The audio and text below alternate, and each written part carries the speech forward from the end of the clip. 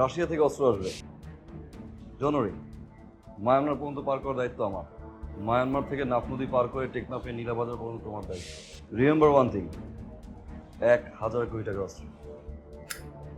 1,000 কোটি টাকার অস্ত্র আসবে, ভেরি গুড। কাল 100 কোটি টাকা নিয়ে আয়, সব ব্যবস্থা আমি করে রাখবো। এখন আমার সময় নষ্ট করিস না, যা।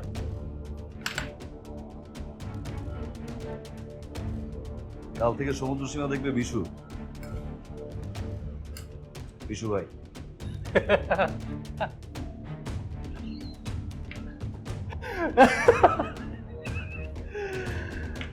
তোর তো দারুণ সাহস, আমার আস্তানে এসে আমাকে ধমক দিস।